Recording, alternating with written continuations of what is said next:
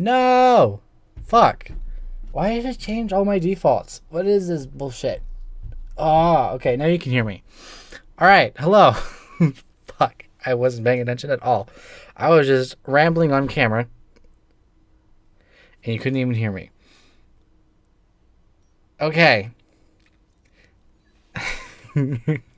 Fuck. Anyways.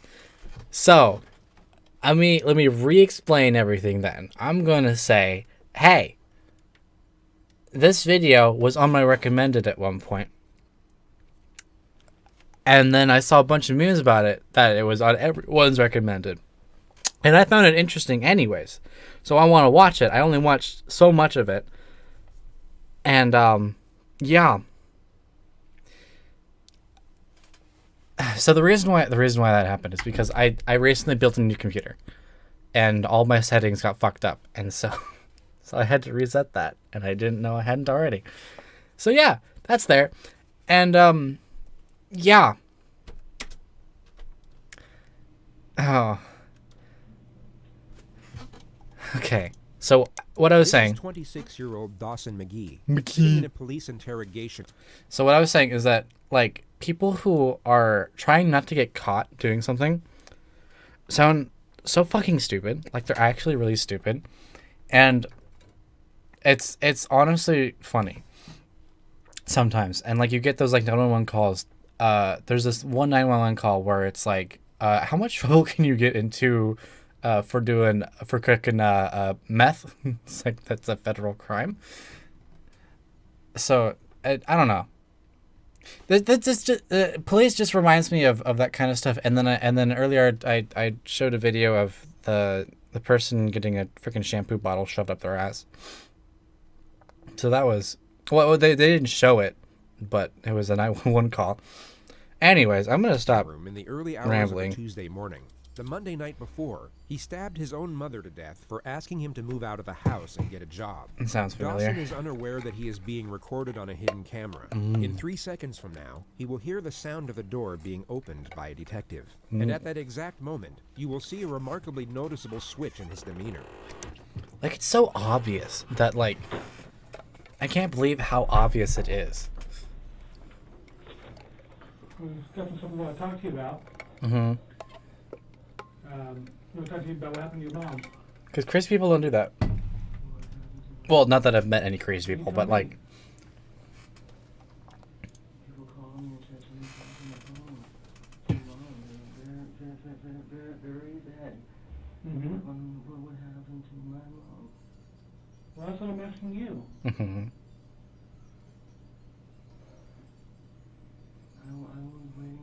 Also, chat, tell me if if my webcam's in the way of anything. Okay. Well, so, was your sister home this weekend?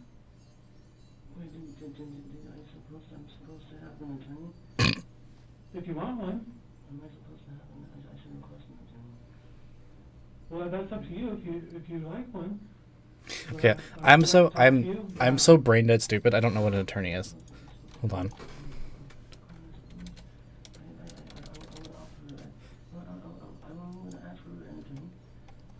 You want to ask for an attorney? Yeah. Okay. It would come as no surprise that A judge lawyer. deemed him Got fit it. to stand trial. A jury then found him legally sane, and he was sentenced to life in prison for the murder of his mother. All of which was in spite of a continuous charade of mental illness similar to the one you see here. Dawson clearly believed that his passage through the legal system would somehow be easier if he were presumed insane, which is a naive yet somewhat common Why does he look like Ewan McGregor? Am I thinking of the right person? I am. Look. It's so similar. Like, he could actually pass off as Obi-Wan. Why does it look so much like Obi-Wan? Anyways, sorry. Misconception that many suspects make when facing serious charges. They have this notion that a plea of insanity Oh, I'm will gonna either turn lower on the severity of captions. their punishment or liberate them from it altogether. That instead of being sent to prison, they would simply be released back into society, perhaps with a free psychotherapeutic program to attend on the weekends. This is, of course, a far cry from reality. In the United States, if you're found responsible for a serious offense, but also found not guilty of the crime by reason of insanity, you will be institutionalized at a high-security psychiatric facility. Yeah. These institutions are without question some of the darkest and most disturbing places in the system. And if What? you're not Okay, if they're the most darkest and disturbing places, is that because of the building itself, or is that just because of the people that's inside of it? Because I feel like if you have a bunch of crazy people and you're trying to help them get better, well, maybe you're not trying to help them get better, or maybe you're just trying to punish them like in a cruel way because like you can and why not? But like I feel like you would want an institution that would be nice and caring and respectful and like try and I don't know what's the word I'm trying to think of. Like fuck. What's it called? Starts with an R. Anyways, they want to make the people better, right? So why would you take them to a place that's miserable and bad? It's like, why? It's the same thing with like suicide survivors. They take them to rehab. Rehab, I've heard such horrible things about. Like, I've heard that rehab literally just doesn't give a shit about your problems, and like they don't do anything. And in fact, they can make you even more depressed. That's what I've heard. I've never been to rehab. It's just I've heard really bad things about rehab when it's supposed to be a place that's supposed to be recovery for suicide and depression patients, right? It's like why make their stay worse? That doesn't help anything. What is the point of that? Like I find this so stupid. Why would you take crazy people to an even worse area? Wouldn't you want them to like I don't know. Like, you see where I'm going with this? Like, I don't understand why you have to put them in such a horrible place if they're insane, because it's not their fault. If they're insane, it's not normally their fault if they're batshit crazy. It's like, why make them suffer? Unless they're not suffering and they don't care because they're insane. But it just seems immoral. And I don't like it. actually suffering from the crippling effects of mental illness, living in this type of environment will be a mentally agonizing experience. Yeah, it's mentally agonizing. But you're already mental, so you're making it worse. Why? Foresight of what occurs inside these units would make the majority wish to avoid them. But Yeah. once you are in, it is very hard to get out. That makes and you will sense. have to serve the same, if not a greater amount of time than you would have had to serve at a regular prison. So to put it briefly, if you commit a serious offense and then pretend to be crazy in order to get away with it, your life from that point forward will be an extremely dark and uncomfortable existence, whether you manage to fool the system or not. But there is one benefit, which is the elimination of capital punishment. The United States cannot execute someone deemed insane during the time of their offense, which is the only conceivable reason it is. What institutes the capital punishment though? It's like treason and like mass murder? What institutes the capital punishment? How do you get capital punishment? 'Cause I know one of the ways you can get put to death is treason. It's a legal penalty under the United States government criminal justice system. You can be imposed for treason, espionage, murder, large-scale drug trafficking.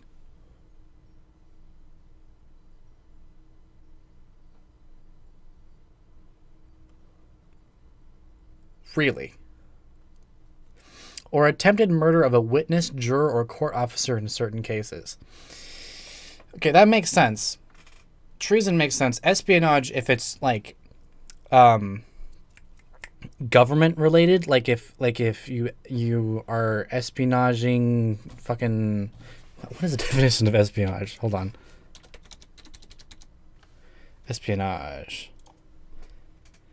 The practice of spying or of using spies typically by governments to obtain political and material. Yeah, that makes sense. Okay, so you get put to death if you are a spy. I mean, okay, that makes sense. The person knows too much to kill them. Okay. Treason kind of makes sense. You go against your country, and it can be, if it's detrimental, then you shouldn't exist. I don't know. I feel like treason's a bit of a weird one, but espionage makes sense. Murder depends. Really depends. For murder, I don't think a murderer deserves to die. It's a weird place for me, because I'm like, I understand like where people are coming from with like capital punishment for murderers, because like, why would you want a murderer in your prison if they're gonna just murder someone again? That's dangerous to other inmates, right? That makes sense. But at the same time, I'm like, okay, what constitutes as murder being bad enough for you to take capital punishment? And then I hold this really weird belief that rapists and sexual assaultants, people who assault sexually, I don't think they should be allowed in our gene pool. I think they should be eradicated. I feel like those people deserve to die. But that's more of a personal thing for me, and I'm biased, so that's just generally. So, anyways, back to the video. The defendant would cling to this narrative even after knowing what lies ahead should it succeed.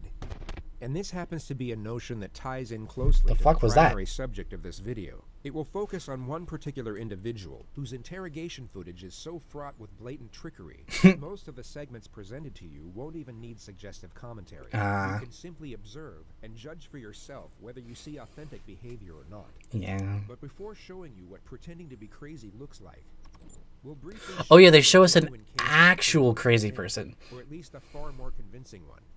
This is 18-year-old Jared Murray, a freshman at East Central University in Oklahoma. On a Wednesday evening in December, he asked fellow student Gennaro Sanchez for a ride to Walmart. Once they got there, Murray pulled out a handgun and made Gennaro drive to an isolated country road where he shot him twice in the head. He then attempted to hitchhike to Canada, but was soon apprehended by police on the side of the road. He immediately confessed to the crime once apprehended, and was then interrogated by the arresting officer.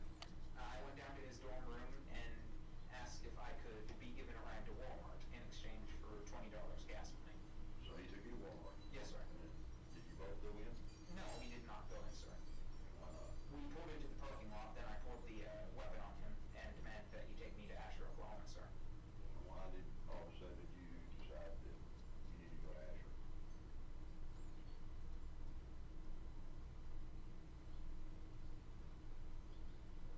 Because I was planning to take him out into the country and kill him.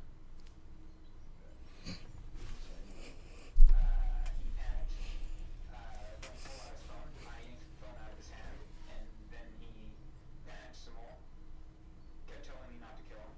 To make him feel more comfortable, I unloaded the clip, unloaded the bullet from the chamber, handed them over to him, and that eased his nerves a little. Then I pulled a second clip out of my pocket and set it on my lap. And so you're driving east, and so I guess at some point you decide. Interesting. So, this dude, knowing that there is a guy behind him or next to him that has a gun on him, is forcing him to drive somewhere. Okay, maybe he doesn't know. Maybe he doesn't know that he's the intent is to murder him. Maybe he doesn't know that. However, I feel like at that point, if the gun is unloaded, fuck the ride. Get out of the car and run. Get to the Walmart. Go get help or something. Like, don't care about your phone. Don't care about your car, or I mean, I guess yeah, just care about your own life. Like, if you try to run, what's he gonna do? He's gonna shoot you. He's gonna intend to murder you. He's already intending to murder you. I think you just have a higher chance of surviving if you fucking run. Anyways, I just like It seems a bit strange to me. But at the same time, I understand, like, if you've, in the heat of the moment, you probably aren't thinking that. You're probably thinking, holy fuck, there's a fucking dude sitting near me that has a fucking gun and is asking me to go somewhere. I should probably go to that place so that he doesn't kill me. But that place is where he was trying to kill you, so. Yes, sir. I loaded the gun quickly, chambered the round quickly, shot once, missed, shot a second time, it jumped out of the car, went around, he was driving 10, 15 miles an hour, so it was rather slow, ran around the hood of the car, and of course it was slow, it wasn't purposefully driving, tried to pull him out, couldn't get him out until he already had hit the tree, pulled him out there, dumped him into the, no, before I dumped him into the ditch, I heard him gurgling. I'm not sure if that was a physiological or physical process after death, but I thought that he might have still lived through that somehow because he was gurgling, so I shot him again and then shoved him down in the ditch. He makes a half-hearted attempt to conceal the body with a handful of leaves and a stick. He then walks in the direction of the highway. Did you get back on the highway? Yes, sir. And which way did you go? North, sir. And what were your intentions? Walking north. Canada, sir. You was going to Canada. Yes, sir. Okay. He states that his plan was to escape into Canada, but he had nothing to escape with, not even a passport. I had tried hitchhiking most of the way because the only way this was going to work, factoring in my belief that y'all found the crime scene, is if someone were to give me a ride there and then. And then whenever your patrol car was pulling up behind me, I didn't know it was a patrol car. I stuck my thumb out and he was there for the rest. Hmm. Darren, I want to ask you just point blank, because I mean, you sat here and confessed to Pretty much everything. in my mind, and I think you might agree with me, you told brother, killed him. Yes, sir. All right, so, have you ever killed anybody else? No, sir. You will now see the detective attempt to establish a motive for the crime. I guess I'm having a hard time understanding what you got out of it. Can you help me? I don't really get it. Why? Why did you kill him? Why did you do it? He doesn't feel any remorse because he's batshit insane. Oh, he said they got... Yeah, that's more of like a sociopath kind of mentality. Because sociopaths, they don't fully comprehend... They don't understand emotions. They can't comprehend them. They, of course, have emotions that... Or do they? Well, sometimes they do.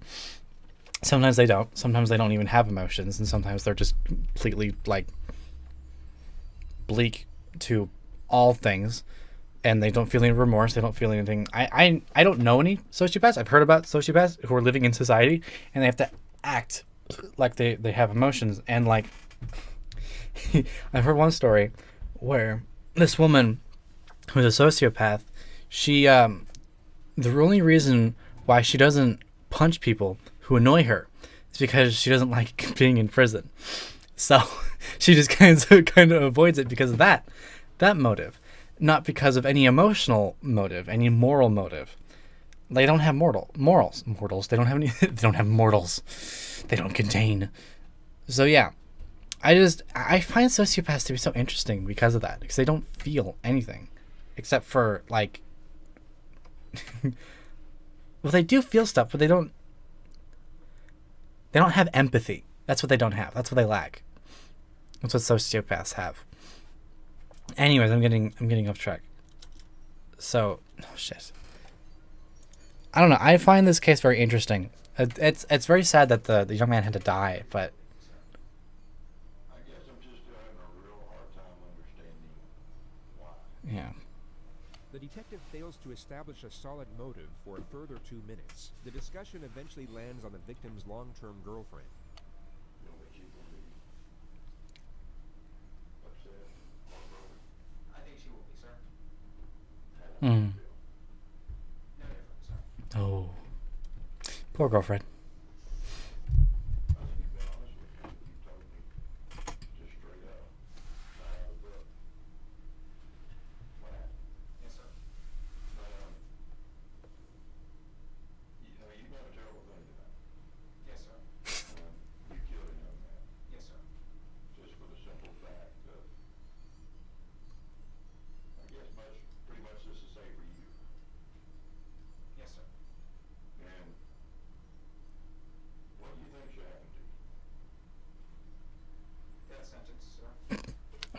So,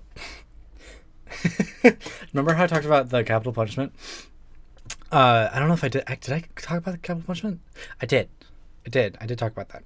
So, anyways, I think honestly, I don't think this constitutes for capital punishment. Even if he wasn't insane, I don't think it constitutes for capital punishment because it's a single kill, and if there was a motive behind it, then if that motive was succeeded, then there'd be no reason for the person to want to kill anyone else, and so it'd be safe to just go to prison. To just go to prison and not face any death sentence of that kind. However, if the person intended to kill more people, or if they had a reason to believe that he was intending to kill someone, then they'd probably give him the death penalty. However, again, it's a bit of a shaky topic because it's like murder, eye for an eye, eye for an eye. You just murder someone, you murder them back. But at the same time, that's not how morals work. I don't know. So he says he thinks he deserves a death penalty, but personally, I don't think he does. I don't think he does. Even if he wasn't insane, I don't think he deserves it. But I don't know. I'm not a detective. An eye for an eye, sir. Yeah, exactly. You brave an eye for an eye? Yes, sir. You brave. He said believe. Jared Murray was found not guilty by reason of insanity. He was Yeah. committed to a high-security mental facility where he is to remain indefinitely. Anything to say for yourself today? No, ma'am. Any reason why you might have done this to this young man? No, ma'am. No reason. No, ma'am. You have nothing to say for yourself. No, ma'am. You want to tell the community anything? No, ma'am. No, ma'am. Did you confess to police? Yes, ma'am. No. Okay. Hide what you've done? No, ma'am. Do you have remorse for what you've done? No, ma'am. No, man. He appeared Subtitles are so shit. Emotion. Oh, No Jesus. regret, remorse, shame, nor fear. He had both taken a life and destroyed his own, yet seems indifferent to the circumstances. With respect to his interrogation footage, the most conspicuous element was the complete lack of self-preservation. He didn't once attempt to deflect blame, nor afford himself any type of justification for his actions. He simply spoke in a factual, non-biased manner, impartial to how his words may have been taken, or even twisted to be used against him. There was no calculated structure to his behavior whatsoever. So with this notion in mind, let's move on to the primary subject of this video.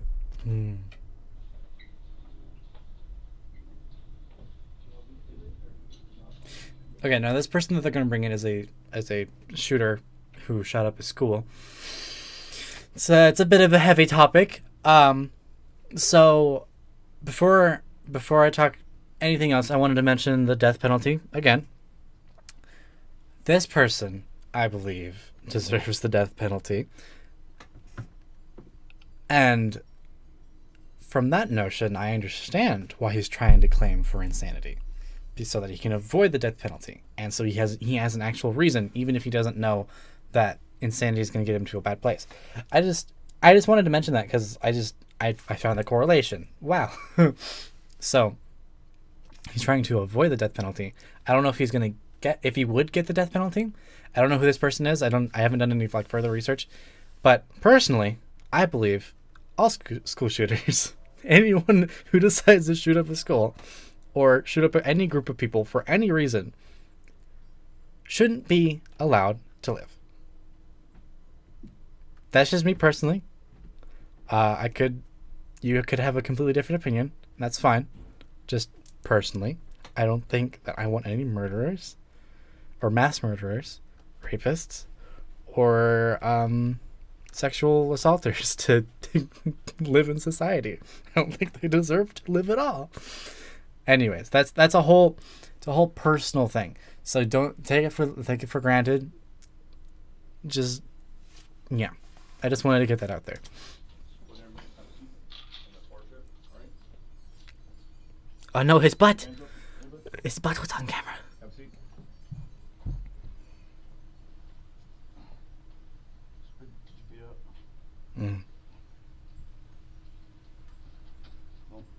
Do not think about getting up, right, buddy?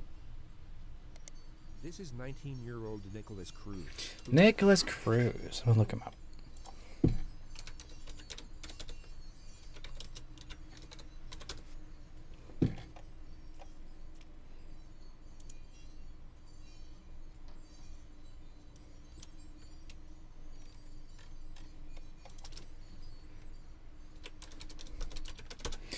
What was his sentence? Most of the Western world has abolished the death penalty as the ultimate punishment for crimes, but it is still used in the United States as.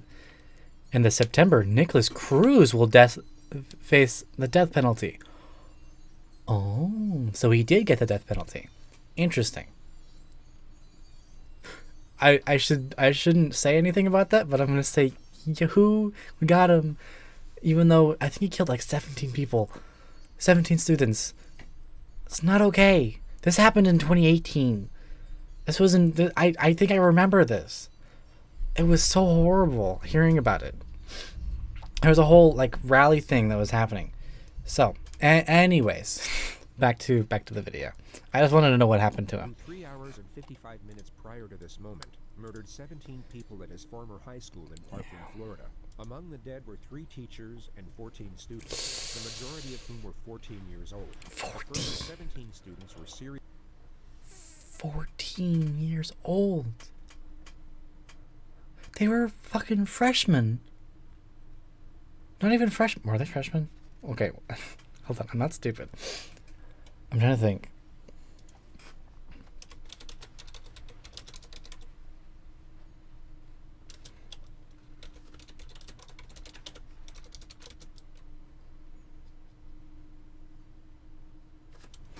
Development milestones. School.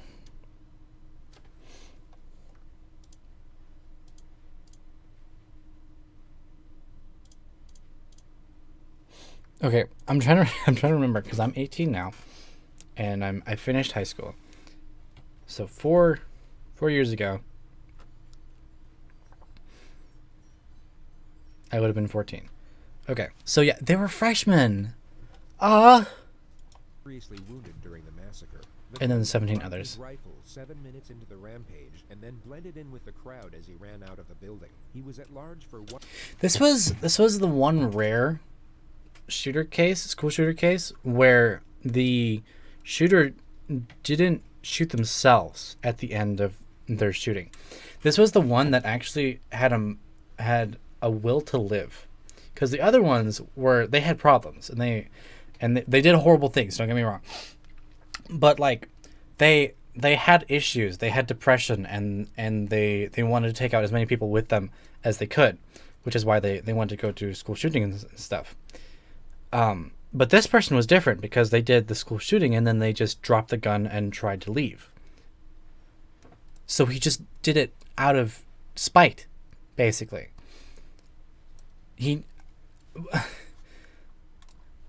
hour and 20 minutes, during which time he stopped off at a Subway and then a McDonald's, where he sat down and casually spoke to one of the victim's brothers. The student was unaware that his older sister had just been shot through the chest by the man sitting across the table. The description of the shooter was transmitted by police over the radio, which led to an officer identifying and arresting him on a street just 2 miles away from the school. He was taken to the nearest hospital and examined by a doctor for roughly 1 hour and 45 minutes. He was medically cleared and then transferred to the local sheriff's office, where he was subjected to interrogation.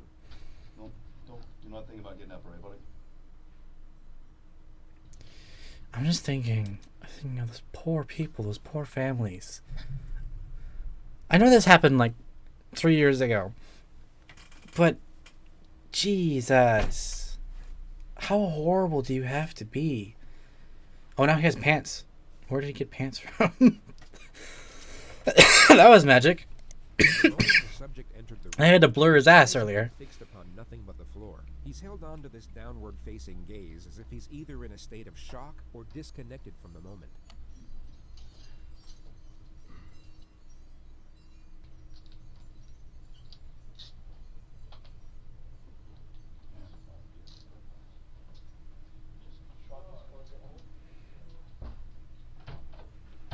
At the exact moment the door shuts, he lifts up his head to observe his surroundings. His behavior completely shifts once he believes no one is watching. That face is actually so creepy.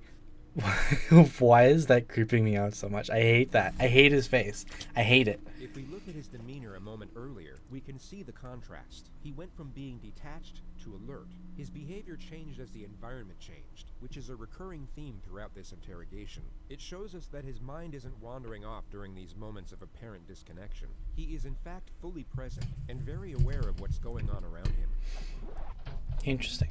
As he looks up, his eyes immediately lock onto the camera. He now knows he is still being watched, and his following gestures will resemble that of someone with suicidal tendencies. Do people with suicidal tendencies do this on a regular basis? Do they normally point their fingers at their head and do? Is that normal? Does that normally happen with suicide people?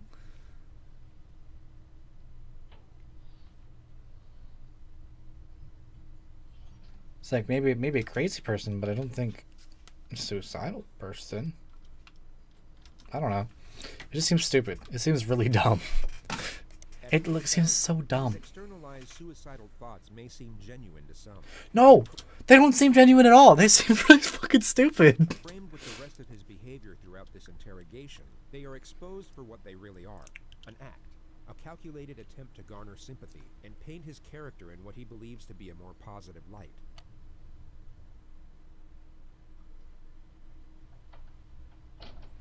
Just so long as he doesn't actually physically hurt himself. I don't want to cringe during this.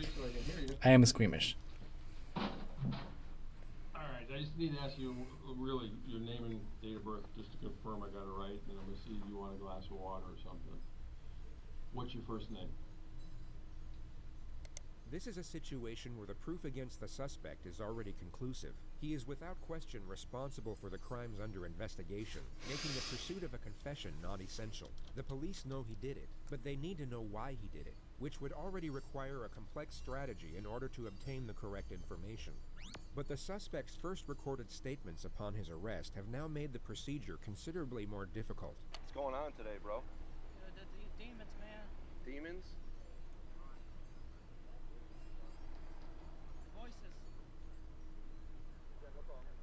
Voices. Voices and demons? Where's the voices? What happened? Shut up. Just be quiet, man. Shut up. Demons, man. Voices. These two words have now forged the primary stratagem of his own interrogation, which is to cut through deception under the guise of supportive examination. The questions will be designed to lock him into a specific Interesting. narrative about his alleged psychosis, while simultaneously Interesting. So they're trying to trick him into fucking up his story. Interesting. impression that his responses are for his own benefit. Anything he says now can be used to refute any amendments he might come up with at a later stage. We all know that after this interrogation, he will have significantly more time to think, study, and even seek guidance from professionals about how the legal system interconnects with mental illness. Yet the majority of this forthcoming knowledge could be useless to him depending on what he says during these moments. Oh, interesting. The more details he gives away, the less options he will have for his defense later on. Ah, so he just needs to shut the fuck up, and then, interesting, and then he has more opportunities later in court, but he doesn't do that. Okay, interesting. But pursuing this objective is complicated, as there are two very common scenarios for when this type of suspect gets interrogated. And just to be entirely clear, by this type of suspect, we mean someone who is 1. Pretending to be insane, and 2. Not fooling anyone. Their most common response is to simply shut down. They regress into total silence or some type of catatonic state, and the interrogation never gets off the ground. The other common response is the exact opposite. They erupt into hysteria or supposed delirium, and everything from that point forward becomes incoherent. The lead detective, John Curcio, must not allow either of these scenarios to transpire, and this makes the first 2 minutes absolutely crucial. He needs to create a positive first impression and resemble the furthest thing from a threat, while at the same time maintain a presence of authority. His temperament will be easygoing and non-confrontational, but also encouraging when extracting a response. His role at this moment is the ally. He needs to be liked, respected, but must not be feared. Not yet anyway. Interesting. Interesting. I'm sorry. This is actually like fascinating to me. I'm really intrigued by this because it makes sense. Because it's like wow, yeah. Why wouldn't she do that? Like you think about in movies, they go interrogations and they fucking torture you until you give them the answer, right? It's like that doesn't work. That doesn't work as well as you think it does. Because, yeah. But then there's also, excuse me, you're more likely to get information out of someone if they trust you. Like, during World War II, there was this really famous a psychologist, I think, who attended prisons in the Soviet Union, and they would go on walks with captured American spies. They would like go through a walk through the forest and they chat, they just talk. And what was so interesting about it is that they found what I said World War II. I don't know when this happened. I think this was during World War II, but I seem to recall American and Russian spies in this scenario. So just like if you're curious about it, fact check me. But anyways, there's this one psychologist who would take his interrogees, people who's trying to interrogate, he'd take them on walks and he'd get them to trust him, and they ended up telling him, confessing things, because they felt the need to talk because of what was happening. And it was later introduced to the U.S. as an interrogation strategy. It's like you be nice to the people and they're more willing to tell you shit. And I find that amazing about human psychology. And so that's basically what they're trying to do here is they're trying to be respectful, liked, respected, not feared, that kind of shit. Because they want the person to be open and trust him. And that's what they're doing. Going off the suspect's initial demeanor, the detective will know that he is far more likely to regress into a state of silence at this opening stage. And if he can prevent that from happening within the first 2 minutes, he is over the first obstacle. Alright, how you doing, Nick? I just need to ask you really your name and date of birth just to confirm I got it right, and I'm gonna see you want a glass of water or something. What's your first name? Come on, Nick. Huh? Spell it for me. Come on, I'm old. You gotta talk so I can hear you. N-I-K-O. Okay. A-S. And what's your middle name? Come on, man. Speak so I can hear you. Jacob. J-A-C. What's your date of birth? Okay, you need to relax, because I'm the last detective or policeman you're going to have to talk to. So right off the bat, that should be somewhat comforting to you to know that I'm the last guy you got to talk to. But the thing about it is, look at me. I got to be able to hear you. Okay? So all I want to do is get basic information from you, and then we'll get into the, whether you want a glass of water, all that stuff. What's your date of birth? January?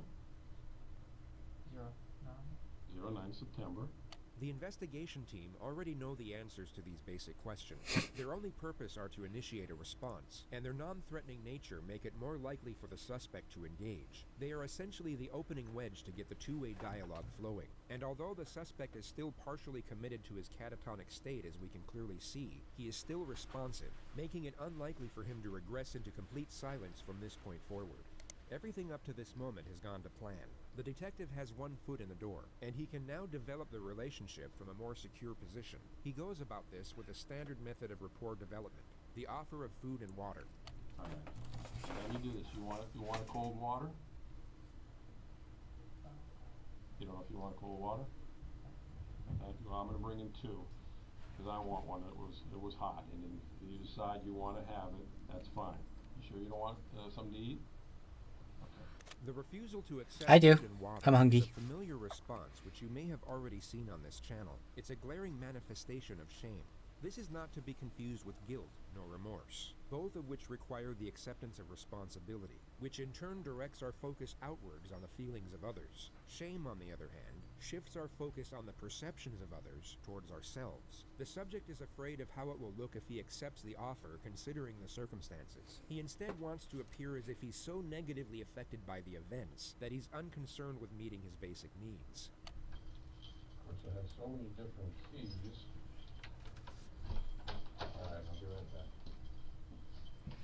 Interesting.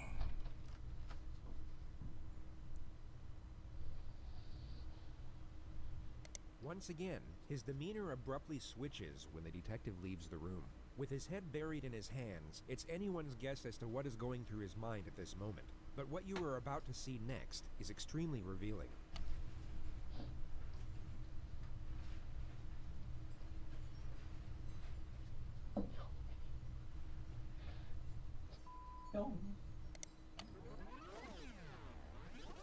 Cruz was a left-handed shooter. The surveillance at the school would confirm this, and if you pay close attention to the movements of his hands in the next moments, although very subtle, you can see that he's reimagining holding his weapon.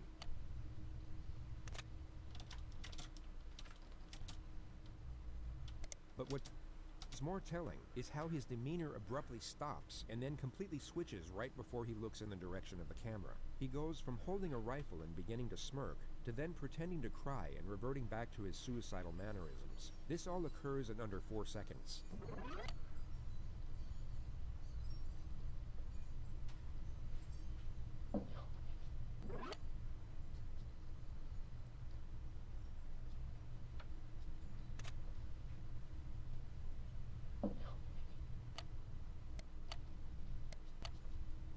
It could be assumed that for a brief moment, he was not only recollecting the attack, but gaining gratification from doing so. He then remembered he was on film, giving reason for the sharp adjustment. His true self was reliving the attack and enjoying his work, while his false self was so dejected to the point he was externalizing suicidal thoughts. Complete opposites. Interesting. I hate this guy. I hate him. I hate how he looks. I hate what he's done. I just hate him. I'm glad he's dead.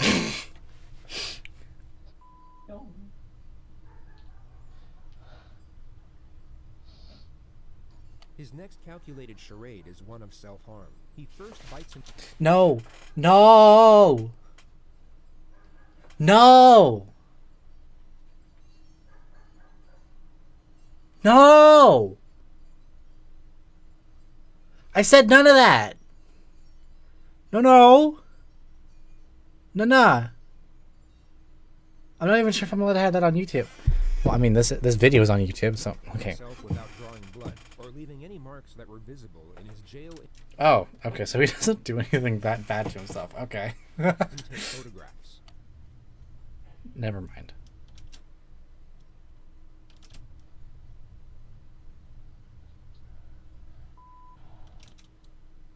Interesting. He then scratches and squeezes at the 2 needle punctures in his arm from where his blood was taken at the hospital. At the very moment the detective re-enters the room, he will act as if he's desperately trying to conceal his self-injurious behavior. Alright. Setting aside the glaring contradiction that he just murdered and maimed dozens of people while leaving himself without so much as a scratch, it's the frequency of these little charades that makes their deception so transparent. This is a person who is not self-injurious, pretending to be someone that is. But it's such a feeble attempt at feigned self-harm, it would almost be a comical moment if the circumstances weren't as horrific. No, if they're not bleeding anymore, you want them off. We can pull them off. I'll get you in the garbage can. You want them off? Just put them on the throw them on the floor in the corner. Alright, this one is mine, because I already opened it. This one's yours in case you change your mind. The next 4 minutes are the extremely tedious process of getting the subject to engage further through basic questions. The topic of his phone will now be brought up. What about your phone? Do you have a phone? When did you lose it?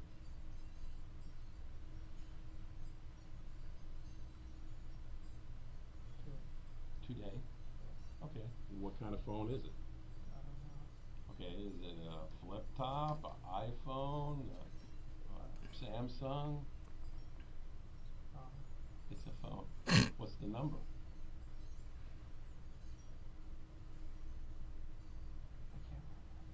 Okay. He will now begin to feign a state of hysteria, which then morphs into a simulated panic attack and fake hyperventilation. The detective will need to refute the act immediately as to not let the subject gain confidence with it, but he also has to maintain rapport and avoid confrontation. He essentially has to tell the subject to knock it off, but in the most passive manner possible. Interesting. Okay, Nick, calm down. You've already been medically cleared. I know what's going to be talked about is difficult, but again, you don't remember your phone number. How long you had the phone?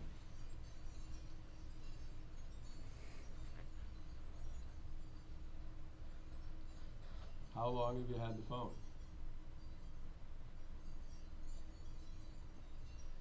Nick, the doctor's already looked at you. Okay, you're fine. You're not having any problems at the moment, and you're perfectly fine. So calm your breathing down, all right? And I want to believe certain things that you're going to tell me, but, you know, if we're getting to where you're going to hyperventilate over a phone number, okay? All right. So what's your phone number? Huh? 954. Okay, 954. The manic episode is somewhat curt, but the subject is still clearly committed to it. 954-821. 2007. 1007. And again, going back to what kind it is. Do you know if it's an iPhone, a Samsung? How long have you had? Every kid knows what a phone is, man. I got kids your age. Ever since my mother died. I know, I heard about that. That's what I was going to talk about next. This is a turning point. Cruz's adoptive mother had indeed passed away the year prior from pneumonia. The topic is sympathetic towards himself, and it seems to have stopped the feigned hysteria in its tracks. Compared to his neurotic behavior in the minutes leading up to this moment, he all of a sudden appears calm. He is clearly receptive, and thus responsive, to the cue of compassion when it's directed at himself.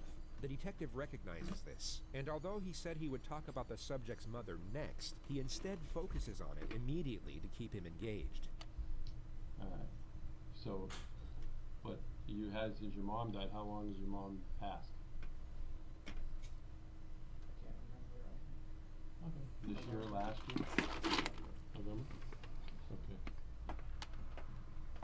Okay, when your mom passed, were you living with her? Okay, consider that. Parkland? The subject drops the act and becomes more engaged in the conversation. The detective inquires further about his mother for roughly 3 minutes before shifting the discussion. It focuses mainly on the subject's background, and he first declares that he was depressed for the majority of his childhood. He then reveals his history of drug use, which consists of marijuana and Xanax. After that, he claims to have attempted suicide by alcohol poisoning 2 years ago, but in his own words, was able to sleep it off. He then states that he was employed at the Dollar Tree for the last 2 years working as a cashier. So you've been able to hold down the job for 2 years? Other than Dollar Tree, where else did you ever work? What? Lawnmower? Okay. Alright, when you tried to kill yourself with alcohol, your mom was still alive. What were you depressed about back then? Loneliness. Loneliness? Friends? No friends? Or what kind of loneliness? I mean, everybody gets lonely. Solitude. Solitude? You don't have a lot of friends? No. Okay. Today, when I say today, starting from last night when you went to bed to this morning, did you do any kind of drugs at all? Any Xanax, any marijuana, anything like that? No.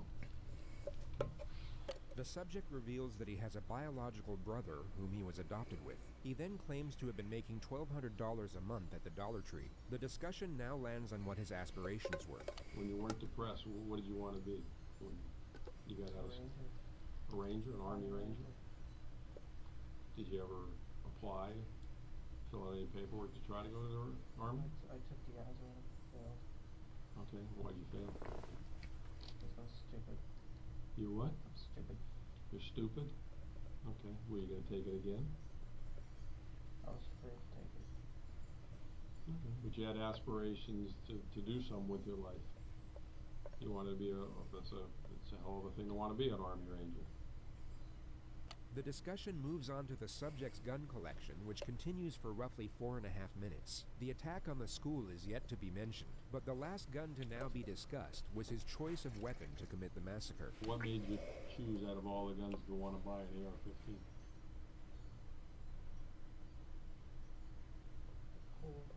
Cool looking? Okay. Now when you bought it, I mean, it was a legitimate purchase, they gave you a receipt and everything, right? So you bought it legally, right? Did you fill out those forms and everything? Okay, you remember those forms? Okay. The detective now shifts the topic onto his former high school, the same place he carried out the attack. Now, 3 years ago when you went to Douglas, and obviously you stopped going there, why'd you stop going there? My depression worsened. Your depression worsened, and what was going on? Did you just stop school on your own, or did some incident happen where? Yes, an incident. Well, what was the incident that happened? Fought a kid. You fought a kid. You remember the kid's name? Yeah. Ian. And did you guys both get in trouble for the fight, or? Yeah. Okay. Well, what did they do? Suspend you? It's finally good. After you got suspended, you go back to school? Yeah. Okay. What happened? Why'd you stop going there then? I'm embarrassed. You felt embarrassed because you got suspended, or you felt embarrassed because of what? What was embarrassing? So I don't have much commentary to say other than this is really fascinating. Their method of trying to get to him, because it's very strategic, and it's also very effective too, which is nice. I'm impressed, but I'm also in the back of my mind, I know this man has killed 17 14-year-olds, 17 freshmen. So I'm absolutely fascinated by this scenario that's unfolding, but at the same time, I'm like horrified at the same time. It's a really weird feeling.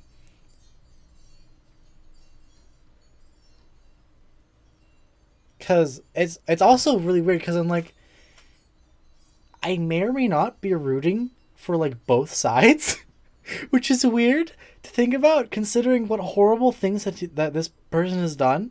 Like, I'm rooting for both sides.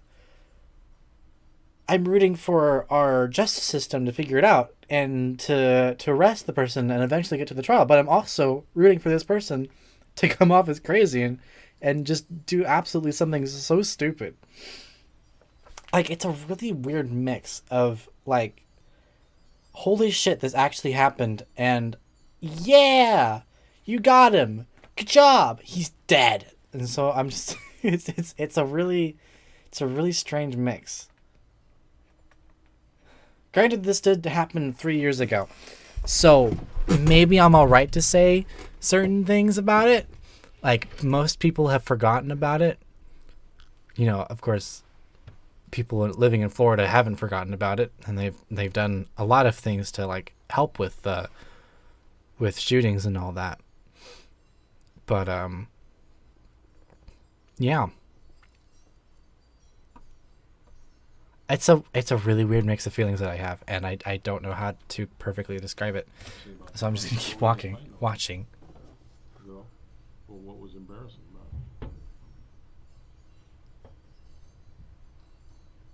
I mean, did Ian get the better of you? Was that what was embarrassing, or he got the better of you? Okay.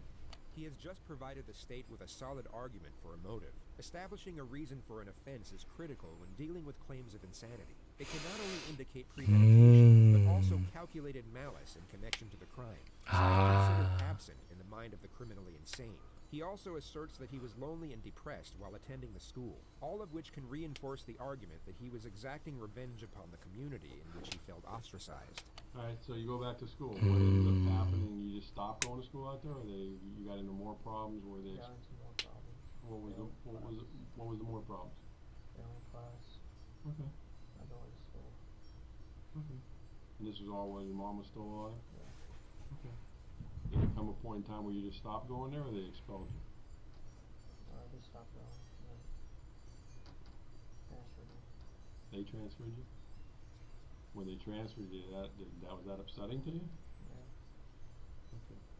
As we know, the suspect has made the claim about hearing a voice which he labeled the demon. The detective will now attempt to get a detailed narrative of these perceptual disturbances. He will do so by asking a series of open-ended questions, and then continuous follow-up questions thereafter. This will lock him into specific claims about what he was hearing. The more information he gives away, the less he will be able to amend later on. And the more questions that are posed, the more likely he is to make contradictions that can be used against him.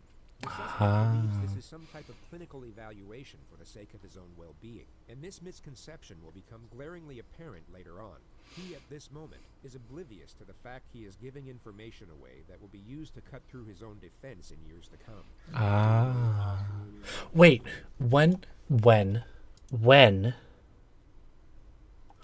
did this happen? Hold on. When was he tried?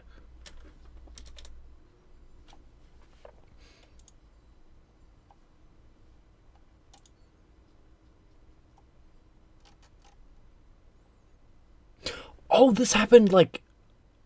Oh shit!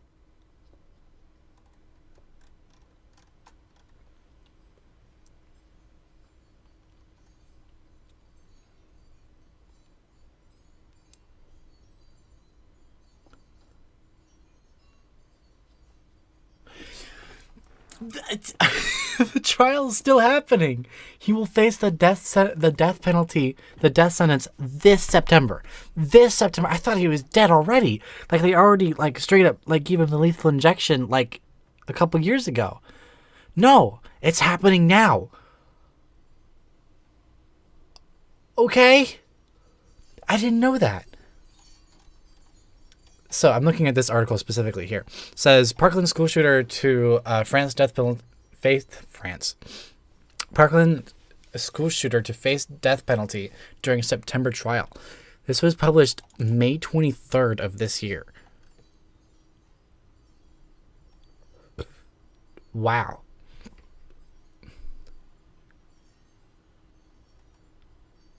And then he's supposed to go on to death row in September. 3 months from now.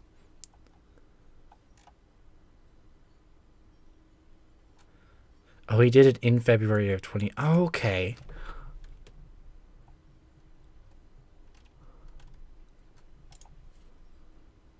On February 14, 2018, a gunman opened fire with a semi-automatic rifle at Marjorie Stoneman Douglas High School in Parkland, Florida, killing 17 people and injuring 17 others. The gunman, Nicholas Cruz, was detained by police later that day and has confessed to the shooting. 3 years later, the trial of Cruz is finally scheduled to begin this September.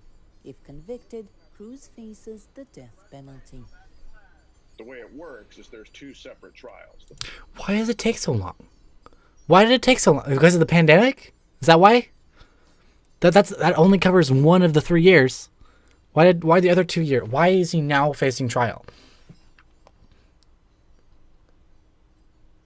When was this video published? When was this? It was published on the 26th. Okay. So maybe they were evaluating whether or not he was clinically insane or not. I don't know. What? Why did it take so long for the trial to start? Why did it take so long? Why? First trial would be guilty or not guilty, and then if it's guilty, the second trial is all about sentencing. And then the question the jury would be faced there is, do you recommend death penalty or life without the possibility of parole? He has offered to plead guilty in exchange for life without possibility of parole, which would mean the death penalty would be off the table. And the prosecutor has said no. The prosecutor has said it's not for Mr. Cruz to decide his punishment, it's for the community to decide. Experts believe that the only thing that might allow Cruz's lawyers to reach any mitigation of the sentence is if he is determined to be mentally insane.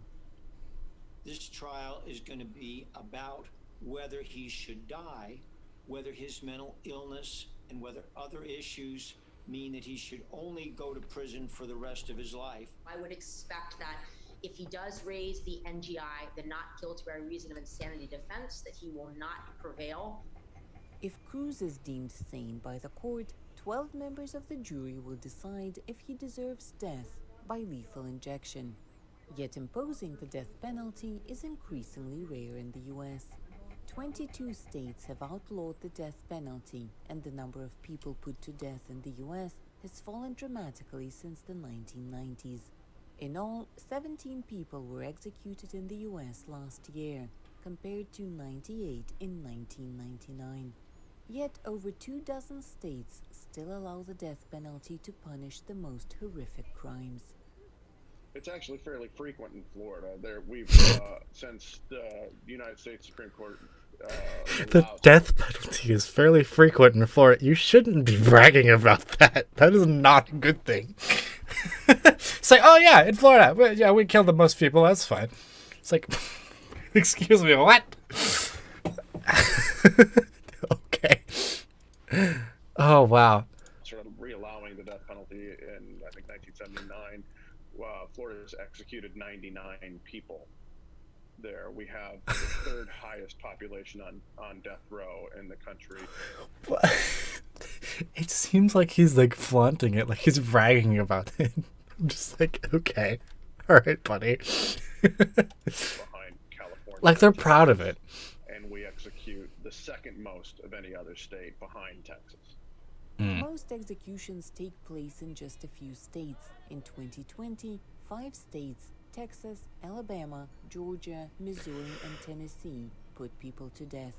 But uncommon or not, the death penalty will loom over the trial of Nicholas Cruz, a proceeding survivors and witnesses have been anticipating for 3 long years. For Lilia Anisimova in Miami, Florida, Anna Rice, VOA News. Yeah.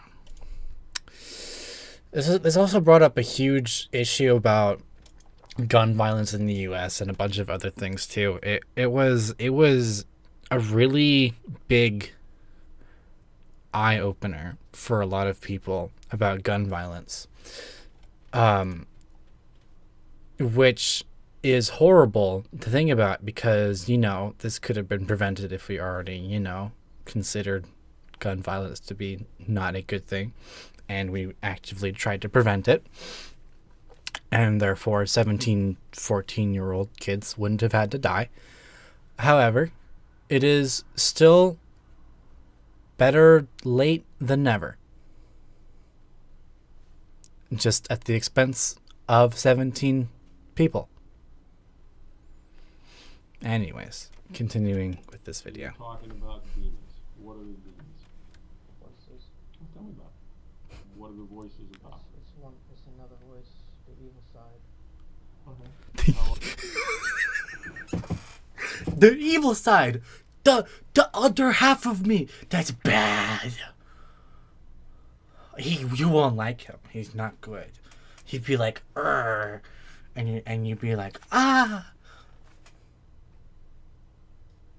This is stupid.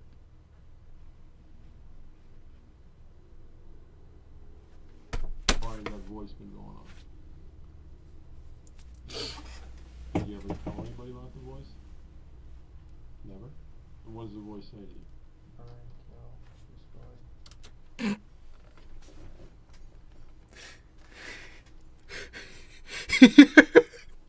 Rip and tear until it is done. That's the voice. He's just Doom Guy. That's the whole thing.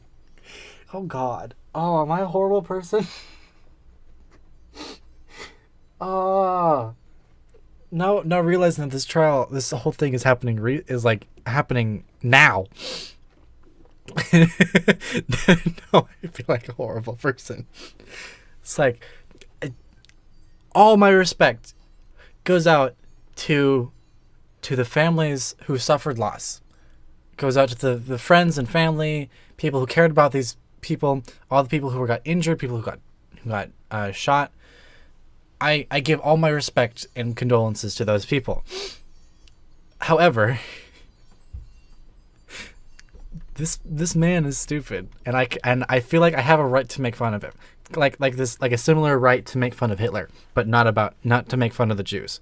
I can't make fun of the Jews, but I can make fun of Hitler, right? That's how that works. So I'm gonna make fun of this guy. However, calling him the Doomslayer probably isn't great. So I apologize. But like, burn, kill, destroy. It's just stupid. It's just funny. It's stupid. And it made me think, it's like, rip and tear until it is done. Like he has an active mission. I'm sorry. Anything. Not demons. Not the fucking, not the Mancubus. Not the imps. Not the cacodemon. Mancubus? What is Mancubus? Wait, what is Mancubus?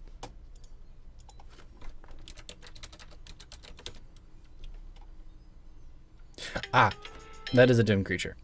Okay, I thought I got my cacodemon and Mancubus confused. Mancubus. Did you ever burn, killed, or destroyed anything? What have you burned, killed, or destroyed?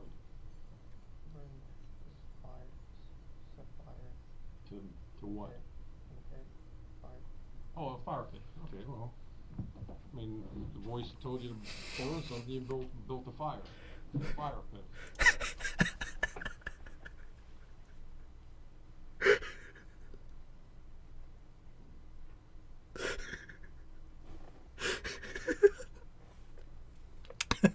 When the demons tell you to make lemonade, you grab some lemons. The demons tell you to burn something, you build a fire. The demons just want him to go on a camping trip. They just want him to teach him Boy Scouts. They just the demons want him to become a Boy Scout. Oh, I feel so guilty because I feel like I'm saying really horrible things. Like I'm not saying horrible, that I'm making light of a very serious situation. Don't get me wrong. This is a very serious situation. And it is but I can't take him seriously. It's really hard to take this person seriously because of how stupid he is. What's destructive about that? That's what fire pits are made for. Exactly. What does the voice tell you to do that's... Okay, have you ever killed animals? What kind of animals? Birds? Wild birds? Fucking birds don't exist though, so that doesn't count. Destroying government drones, claiming that they're animals, is not. It's not that heinous of a crime. Birds are people's pets. How do you kill them? How do you kill them? Wait for them, kill them. Oh, can't catch them, so how are you waiting for them? Out in the grass. Wait for a bird to come up. There's no way, man. I'm a bird lover. There's no way. You can't catch a bird, Holmes. No, I mean, With a pelican? Oh, okay. Where's your pelican? it broke. Okay. Alright, so the voices tell you to herd animals and start fires in the fire pit. When was the last time you heard the voice? Yesterday. What time was it yesterday?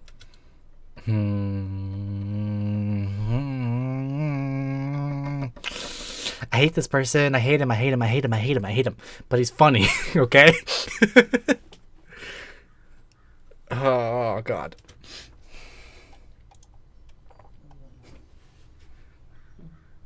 And where are we at? So what's the voice telling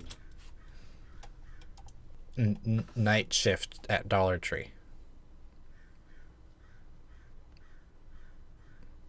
What are the open hours of Dollar Tree?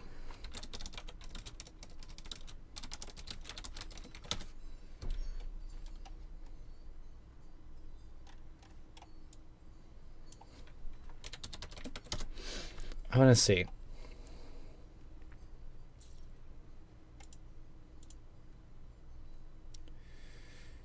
8 a.m. to 9 p.m. So that's barely evening. Okay. Oh well. To hurt people. Hurt people at Dollar Tree? Or hurt people?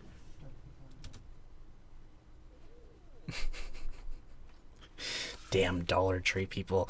I'll strangle ya. Rawr. I should stop. I should really stop. Did it say specifically? Can you tell how old the voice is? Do you have a good voice too, or just a bad voice? Is there a voice inside you? Is your demon doing push-ups in front of you to try and make sure that you understand his point? And then your angel side goes like, okay, I just find the clip.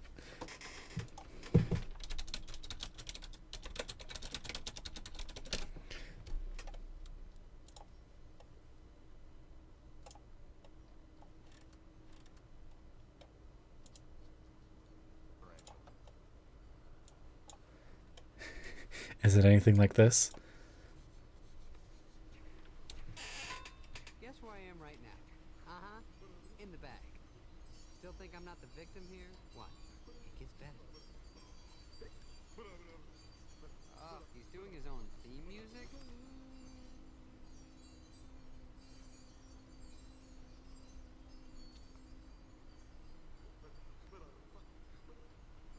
Big, dumb, and tone deaf. I am so glad I was unconscious for all of this. Mission accomplished.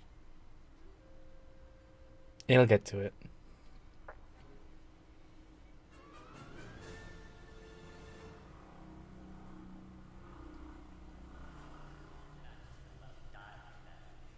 My shoulder angel. Is it like this? I'm gonna lead you down the path that rocks. Oh, come off it. You come off it. You infinity. Listen up, big guy. I got 3 good reasons why you should just walk away. Number 1, look at that guy. He's got that sissy stringy music thing. It's a harp. You know it. All right, that's a harp, and that's a dress. Row. Reason number 2. Look what I can do. What does that have to do with it? No. He's got a point. Are your demons and angels like that? Do you have Kronk? I'm sorry. I just wanted to show off that clip. It's a good clip. No! I had to move detective to copyrighted audio. No! Maybe temporarily blocked. Oh, you ass. YouTube, shut up. No, you didn't hear anything. Don't worry about it. It says, do good things. The detective will now start getting confrontational, and the subject's behavior will shift once more in response. Am I still streaming? Hold on. I need to make sure.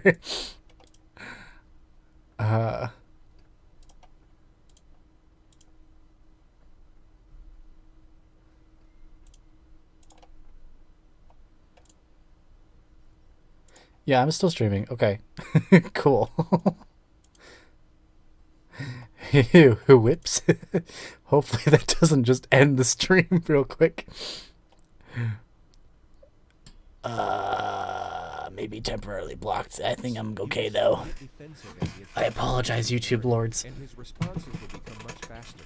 He will even cut the detective off multiple times. Keep in mind that he was barely saying anything at the start of this interrogation. No? Can't be. You held down the job for 2 years. If you were doing things bad, you wouldn't be able to hold the job down for 2 years, right? Okay. I mean, look. Everybody has, everybody, It's me and then my bad side. I understand, everybody's got a quote good and bad side. There's people. No, there's a voice. Voice is in here. And then it's me. Just regular me. Just trying to be a good person. Okay. Set aside his contradicting behavior for a moment and focus solely on his storyline. In his ideal scenario, we are to believe that he was battling these supposed voices and, in his own words, trying to be a good person. Yet he was unable to reveal or seek help for this internal struggle until the very moment of his arrest. It was quite literally the second he was confronted with his comeuppance that his supposed demons came to light.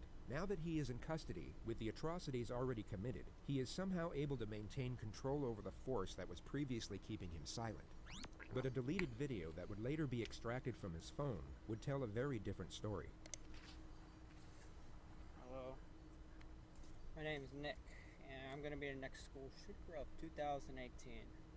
My goal is at least 20 people.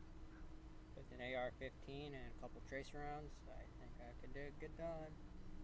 Location is Stone Douglas in Parkland, Florida. It's going to be a big event.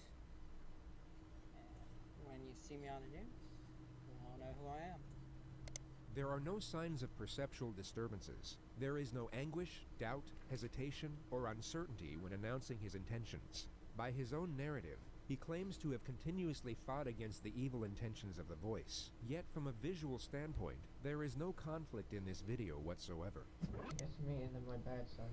I understand, everybody's got a quote good and bad side. There's people. No, there's a voice. Voice is in here. And then it's me. Just trying to be a good person. Okay. But obviously, again, when you say it's a voice, it's you. It's all you. The voice is you as well. Yeah. The voice didn't force you to do anything, right? No, the voice did. It's two voices. If there's one half that's a good and another bad. Yeah. His rapidly interchanging behavior has now gone from catatonic to manic to hallucinatory to now highly attentive and cautious. He pointed to the shoulders. He pointed to the shoulders. She's got fucking what is my mom sending me?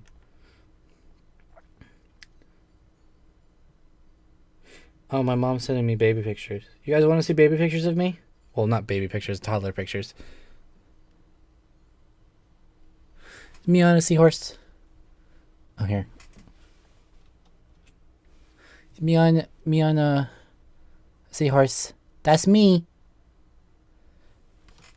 Just a little relief from what we're paying attention to, real quick. And then there's also me who's hanging on a rope. I don't remember where that is. Oh, that's at my grandpa's house. I remember that. Anyways, okay. So I've just now made a decision about what I want to do about this scenario. I'm gonna finish watching this video, and then there's gonna be another stream. There's gonna be another one where it's gonna be a charity stream to help those. I don't know. Is there like a GoFundMe that I can give money to for? Okay.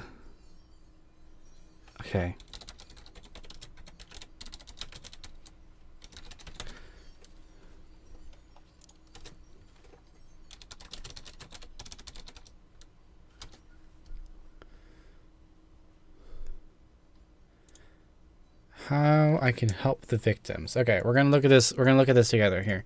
So,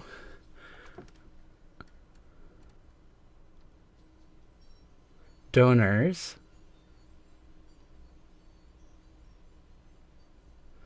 Donations to help those in need. Blood drive or donor center. Okay, so you can donate blood, so that helps. Oh, and you can donate. Okay. Comfort dog travel expenses. Interesting. Okay. How long ago was this? This was 2018. So that was a while ago. I'm wondering if there's any Ah, I see. So this was a while ago. Okay.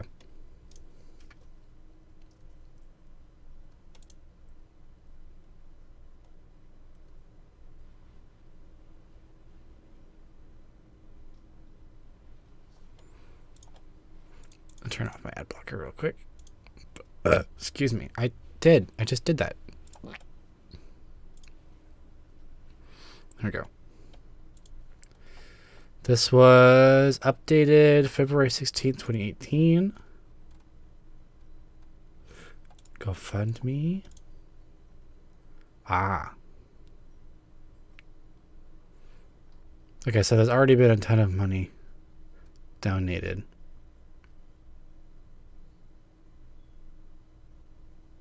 As of Saturday, June 30th.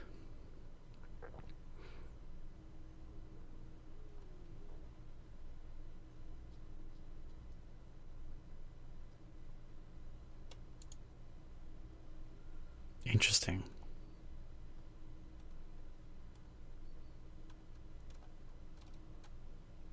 Stoneman Victims Fund. I see. Okay, so they're no longer taking donations. Okay.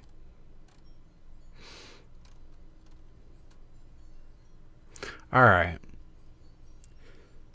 So I don't think I can do anything else.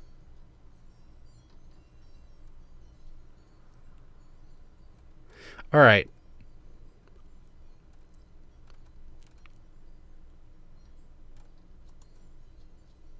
Whoops. Okay.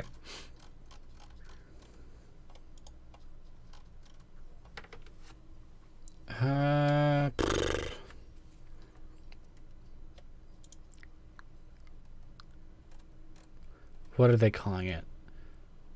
They're calling it Stoneman Douglas Victims Fund. Marjorie. Okay.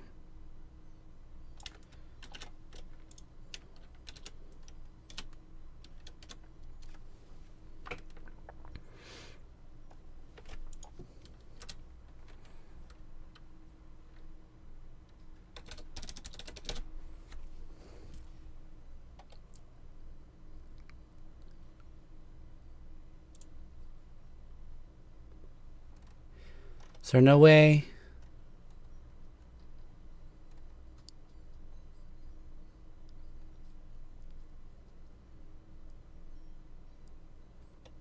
Okay. Well, so it doesn't seem like I can really do anything other than spread awareness that, hey, the trial is happening on September.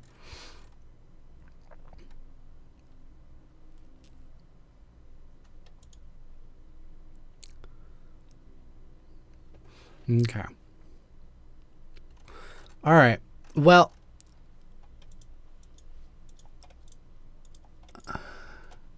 yeah. So, no donations, or any of that. I'll do more research later, and there might be a charity stream coming forward at some point. But, yeah. If you have any info, let me know. I'll probably edit this into a YouTube video, and we'll do some things. And yeah. So those out there, just let me know about where I can potentially donate or help support the families and all that, because I do want to. I just don't know if it's too late to do. Am I back? Hello? What happened? What? Stream? Hello? What happened? I think my Wi-Fi just went out temporarily. Am I good? Am I okay? All right, just to recap what I just said.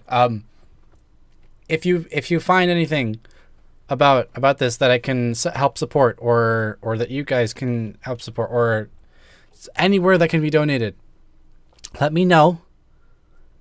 And I'll try and do like a charity live stream. Of course, I'll do my own research after this stream, But for now, I want to finish this video, and then we'll see what we can do from there. So yeah. Well, yeah. Let's continue. Okay, well, the voice tells me to go to lunch and not pay for my meal, but I pay for my meal because I know that's the right thing to do, right? Okay, let's talk about it. Did the voice didn't tell you to take Uber, right? It did? The voice said take Uber. Did the voice says it's in me. You're the voice. In here. Okay, it's in your head. Yes. What, is it a male voice or a female voice? Male? The subject was beginning to panic, but the detective dials it in for the time being and switches the discussion back to more trivial matters. It seems that he wants to consult with the investigators outside before maximizing the pressure, and he reestablishes a certain level of trust before leaving the room. I'm gonna go back and see what everybody's doing as far as what they need me to do. You're not a psychologist or anything? Or? No, I'm not. I'm a 59-year-old man who's raised 3 children, so I guess that makes me somewhat of a psychologist. You can give me a psychologist here? I could certainly ask. But, okay, but YouTube. Why is the eye not that is triggering. Okay, I'm sorry, but like, why the fuck is YouTube not capitalizing their eyes? I shouldn't be upset about this as much as I am right now, but holy fuck, YouTube, Jesus Christ, you are a professional platform. Why can't you capitalize your eyes? What the fuck? Why? What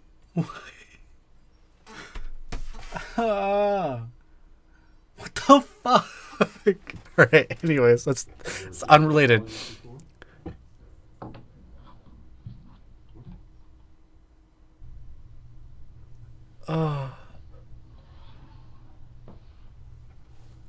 The subject scratches his arm for another 2 minutes.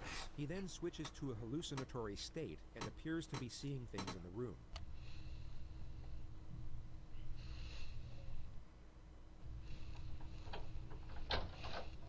Alright.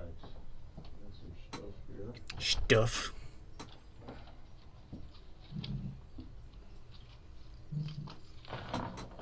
The detective will once more dismiss the act by pretending to not see it. He will then pose a question to the subject, and the charade will cease immediately. Here's the water. Well, you put it back over here. You definitely don't want the water, huh? It's very interesting to observe his facial expressions at the exact moments he abandons fake behavior. These are the very brief junctures in which his true self appears to surface. It's easy to get distracted by the present situation as he sits there in a hospital gown. That's my mom. She just... Ah!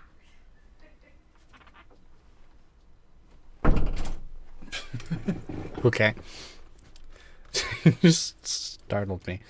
Chained to the floor, essentially helpless to the cunning devices being used against him. Wait, I need to recap. It's very interesting to observe his facial expressions at the exact moments he abandons fake behavior. These are the very brief junctures in which his true self appears to surface. It's easy to get distracted by the present situation as he sits there in a hospital gown chained to the floor, essentially helpless to the cunning devices being used against him. But in moments like this, we are reminded of what we're actually dealing with. A very short time ago, he was not helpless at all. He was the one preying on the helpless, offering them none of the sympathy nor mercy of which he is now trying to garner for himself. Alright, this psychologist you want to talk to.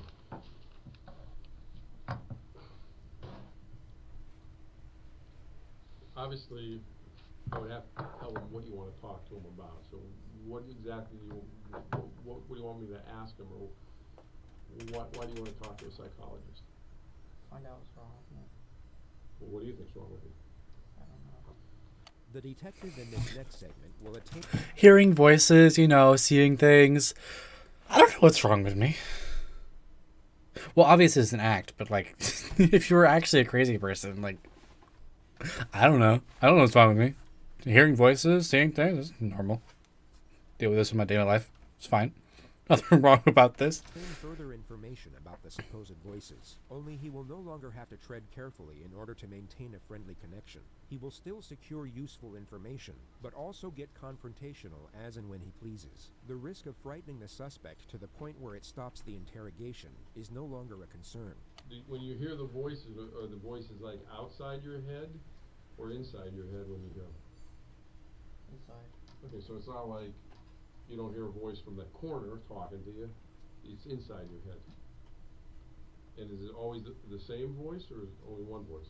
One voice, And you said it's a man's voice? Yeah. Does it sound like anybody you've ever met? Anybody you ever seen on TV? Can you tell, like, by an accent? Is it what kind of, is it an old man, young man, white man, black? Young man? About the same age as you think? So it's only one voice you ever hear, right? Yes. Do you hear the voice when you're in bed at night sleeping? Yes. Do you ever see anything with the voice? Like yeah, like, you know, some people say, oh, I see a person sitting in the corner. You don't see anybody sitting over there, do you? It's just me and you, right? Alright. Do you always obey what the voice tells you to do? I try not to. Okay. Well, how many, on any given week, how many times do you think you hear the voice? All the time? Once every day. Once every day? Morning, afternoon, night? Always the same time? Usually in the afternoon. About what time? 11, 12. Why do you think it's those hours? I don't know. It's always around lunchtime? Now you talk. The demons are hungry. They're hungry for destruction. Bah! Lunchtime with fire in the flames.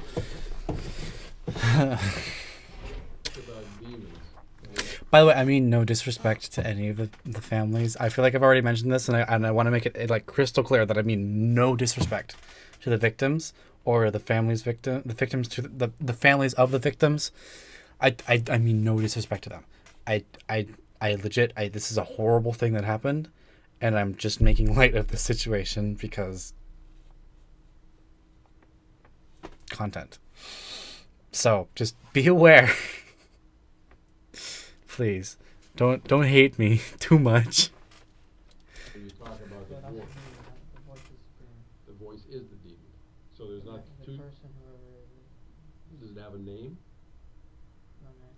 Does it ever say, "Hey, my name's Nick. Does it use your name or use somebody else's name? Just a voice with no name. Voice with no name, telling me what to do. Did the voice tell you to buy that AR-15? Yes. Did it tell you?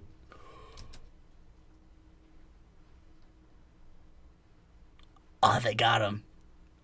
He originally said he got the AR-15 because he said it looked cool, and now he's saying it's because the voices told him to get it. Is it conflicting evidence? Conflicting words? Hey, buy that gun. It looks cool. Did it tell you? Hey, buy that gun. It looks cool. Yeah. Okay. So he knows. He knows. Did the AR-15 get picked out because it was similar to the gun that an Army Ranger would carry? Because of the voice. What do you think if you didn't buy it? If you say, hey, I ain't buying these guns, too expensive. What do you think the voice would have done to you? You stop talking to you? No, I would hurt myself. How would you hurt yourself? Cut. You're a cutter? I'll cut. I mean, when was the last time you cut yourself? Earlier. Earlier when?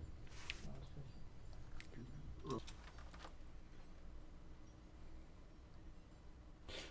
It makes me think like he accidentally cut himself on a barb. It's like, no, I mean like self-harm. Is that what you're doing? It's like, no, I accidentally cut myself with a fishing line.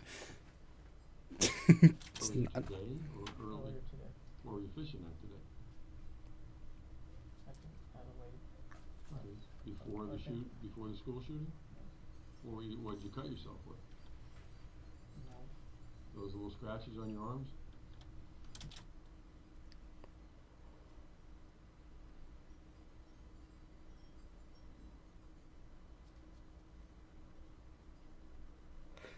Ooh, he's getting caught. Ooh.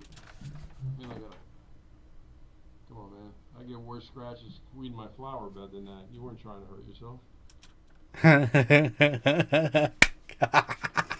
Yeah, he knows. Was it sharp enough? How many knives do you have? I think it wasn't sharp enough. How long you been cutting yourself? You ever cut yourself where you had to go to the hospital and get stitches? When you cut yourself, it's because the voice just told you to cut yourself. And if you didn't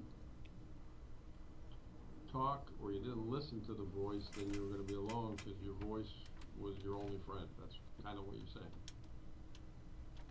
Even though you have a biological brother. Since me and you have been talking, have you heard the voices? What's it say? For you to cut yourself. Does the voice like me? Does the voice like me? Why doesn't he trust me? I'm pretty relaxed, ain't I? I'm trying to figure that out. So. Well, what doesn't he like about me? I mean, I'm kind of grinning because I want to know what the voice's problem is with me.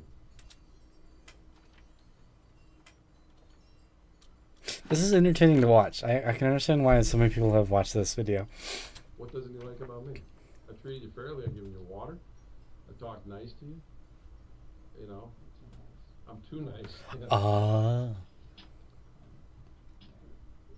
many times has the voice talked to you while we've been in the room together? A lot.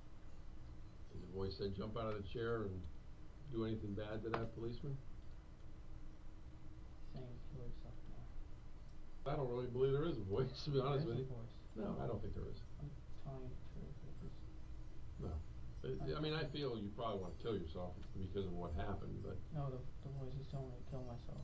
Okay, but the voice is telling you that the AR-15s is... You like guns, man. You want to be a ranger. You like guns. It's all right. There's cops like that. There's cops who got 50 million guns. You didn't... Okay, that's a different thing. That's a why? What? Okay, no, actually, no, that's okay. Now that I think of it, gun collecting, like if you collect guns because they look cool, then sure, collect as many guns as you want. However, when it comes to ammunition and shooting guns, I feel like that's something that you leave at the gun range, or, you know, if you're a police officer, your job, right? Okay, so having a bunch of guns as a person is already kind of bad, but like if you collect them and you think that they look cool and like it's a collection thing, then I can see that being an okay thing. Because like there's people who collect swords, right? People who like buy swords because they think they look cool and they put them on display and everything like that, right? I understand. Like you can brandish your weapon. You can be like, hey, doesn't that look cool on my wall? Isn't that cool? Wow. And there's some people who own those guns and they leave them at the gun range too. They're like, leave them there. The only issue I have with it is that if all those guns are loaded, why? I doubt a police officer would do that, but I know there are people out there who do that. Anyways, that's a whole nother different topic. And like, personally, if we're gonna go a little bit political here, I feel like there's a serious thing when it comes to gun control. In California, we do all right because the amount of regulations and everything that makes sure that like it's very difficult for a bad person to own a gun. However, in other states, especially Florida, those regulations aren't a thing. And so you can just go down to your Walmart and buy a gun. So personally, I think that there should be a bit more gun control laws. I don't think you should take away people's guns. I'm saying that you should like be better about it. Like vehicles, cars, they're considered registered weapons to the police because like they can be used as a weapon. You can run people over with a car. That's not their main function, guns' main function is to shoot and kill. So, if we have regulations for cars that aren't meant to kill, but can kill, and that's why we have those regulations, why not do that for guns that are meant for killing? That just seems like backwards logic. Anyways, enough political talk. It's not even political. It's common sense. It doesn't have to be about politics. It's like guns kill things. We don't want things to be killed. I'm sure there's a solution in there somewhere. You buy guns because the voice said, hey, today I like Mossbergs, tomorrow I like AR-15s. You like guns. I've already got the questions from some of the psychologists. Some of the questions I asked you were from. Yeah. I see. That's the ones I asked you. You already. The questions were obviously from the investigation team and not a psychologist, but the suspect doesn't know this, and it's fascinating to observe his reaction when he sees the questions are not sympathetic in nature. He perhaps thought a psychotherapist would be asking him about his feelings and affording him some type of reassurance after he committed mass murder, and he becomes very unsettled once he realizes the procedure won't be quite as sympathetic. Voices. Are the inside or outside of your head? What do the voices say? These are all questions I asked you. How many voices? You said one. Whose voice do you think it was? You didn't know. I don't know. I don't understand why you can't admit you like guns. You want to talk to a psychologist. Why didn't you talk to a psychologist when the voices started? My voice is telling me not to, and I listen. The voice was telling you not to talk to a psychologist? Yeah, but myself, I want to. You ever go to church? I want to. No, I'm saying ever in your life. Yeah. Do you believe in God? I don't know about it. What do you believe in? I feel like there's something. Okay. What, if you believe in demons, do you believe in angels? Angels is the good. Demons are the bad. When you say the word demon, you think it's an evil spirit? Or what do you think it is? Always. The subject had earphones in during the mass shooting. The topic now lands on the music he was listening to. Well, I mean, I'm sure we don't like to say music. What kind of music were you listening to? Name the group. What was it? Mark name. You have to help me. Mark what? Mark something. What was the song though? Sad. That's the name of the song, Sad? No, Salad Days. Salad Days?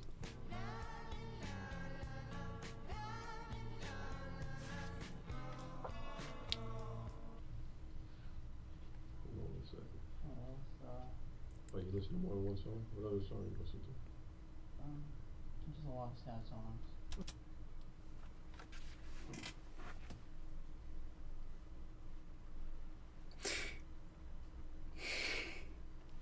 I'm about to say something that's possibly also horrible, but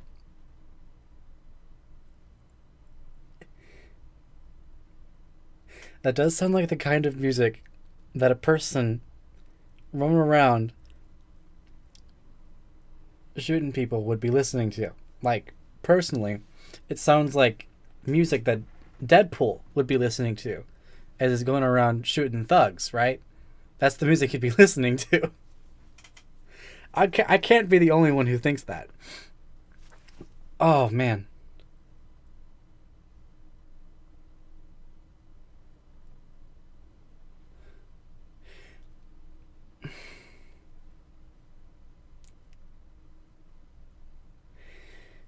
I feel horrible. I feel horrible for laughing at this kind of stuff. Because genuinely, he did such a horrible, horrible thing. But the things that are coming up, I can't take them seriously. I really can't. I take the shooting seriously, obviously. I take that seriously. I care about that. I care about the victims. I care about the people the families of the victims, people who are close to the victims. I care about all that stuff. and I take them seriously. What I don't take seriously is this person, the shooter, and this made up story, fabricated story that he's trying to come up with. Like, I legit can't take him seriously. That's what I'm saying. I can't take him seriously, but I can take the situation seriously. Which is where things kind of get wibbly wobbly mixed up. So I apologize if I'm making light of if I'm like offending anyone, but genuinely I respect and I feel bad. I hope you understand where I'm coming from, because I legit cannot take him seriously. He is just too stupidly funny. And it's fun to make fun of him. It is. It's great. Which is honestly probably what this video is trying to do anyways. Anyways. Alright. Did you pick the music yourself? Or did the demon pick the music? Demon, and then myself also. Alright, which ones did you pick? The sad ones, Which ones did he pick? evil ones.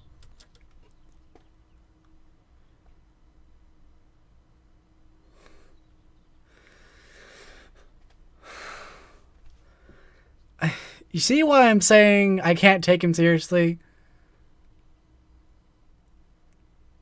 This is so stupid. I can't. Evil ones. Give me an evil one compared to a sad one. You already gave me a sad one. What's an evil one? I'm curious. What is it? What? Henzerman. Here, I'm looking up the song. I don't know. What's an evil one? I'm gonna look up this quote unquote evil song. No, actually, he's probably gonna play it for me. What? Henzermensch.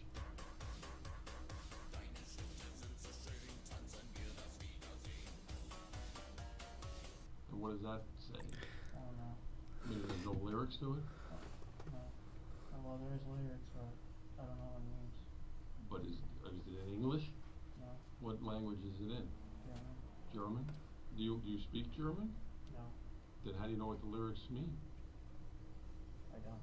So they could be happy, right? I don't know if they're happy or not.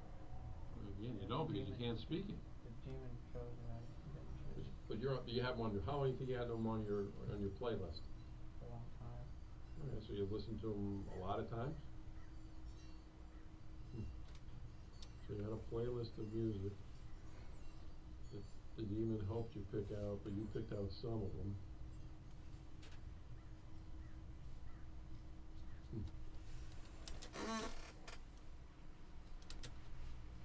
I'm just having a tough time understanding this demon thing. I know.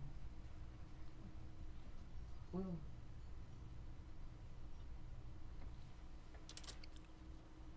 He said he's never talked to anyone about it. What do you mean? That implies that he's talked to people about it. Go find people that he's talked to about it. Yeah? Yeah. Go find people that he's talked to. the Xanax you were talking to me about earlier. Okay. Where'd you get the Xanax? On the street or? On the streets. So you used to buy that? Other than Xanax and marijuana, what other drugs you never tried? Laca? PCP? Cocaine? Heroin? Okay, Xanax, how many of those did you take when you used to take them? 5. Okay, 5. What size bar? How big? What color was it? Okay, what color? They all white. All right, but that was off the street. Did they help you sleep? Did it make the demon go away? Yeah. When was the last time you think you did Xanax? A long time. So if the Xanax helps you get the demons away, I think marijuana does it better. marijuana does better? When was the last time you smoked marijuana? Marijuana does not actually help with psychotics. Marijuana is actually very, very bad for people who are psychotically induced, especially those who hallucinate and see things. Schizophrenia. It's very bad for schizophrenia. You should not take marijuana if you are prone to schizophrenia. That's scientific hospital stuff. don't. I mean, normally marijuana doesn't do much. Marijuana is actually one of the more safer drugs that you can take. However, for those who are prone to schizophrenia and psychosis, it's like you don't want to take marijuana because it can be very, very bad. Not because marijuana does anything specifically, but because marijuana can amplify the effect or speed up the process of a schizophrenia or psychosis. So yeah, just marijuana is not good for people who see things or hear things. Last week, you're making $1,200 a week. Why do you smoke marijuana every day to get rid of the demon? It's illegal. It's illegal. It was illegal whether you do it once a week or once every 5 minutes. So why did you choose to get rid of the demon by doing it? Anytime you heard the demon, just light up a blunt. I mean, you had the money, man.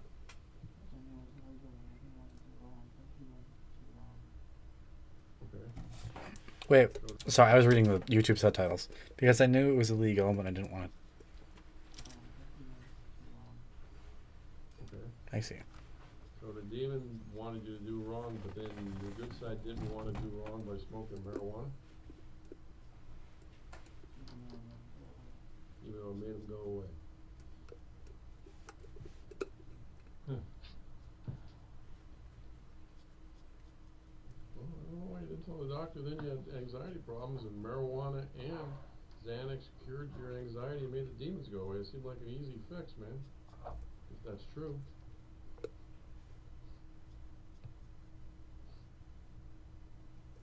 You sure you didn't like the demon's voice? You sure? Then why didn't you go to a doctor and get rid of it?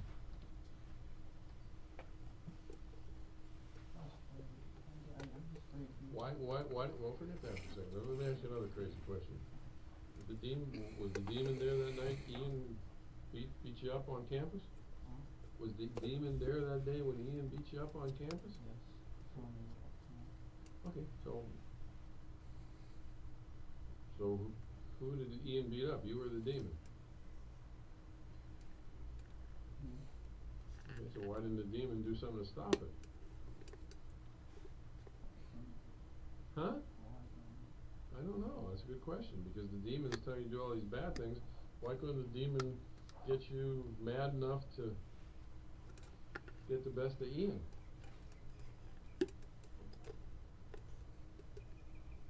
I mean, I don't know either. It doesn't make any sense. I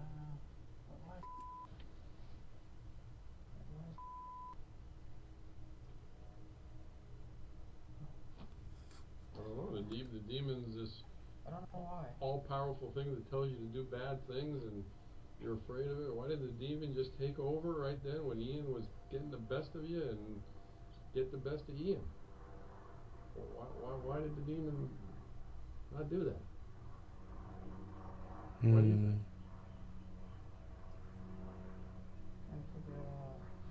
I don't know. I can't figure it out either because I don't think the demon exists. I don't think it exists. I think that go ahead, bud. Am I able to like think to myself about it? Yeah, sure.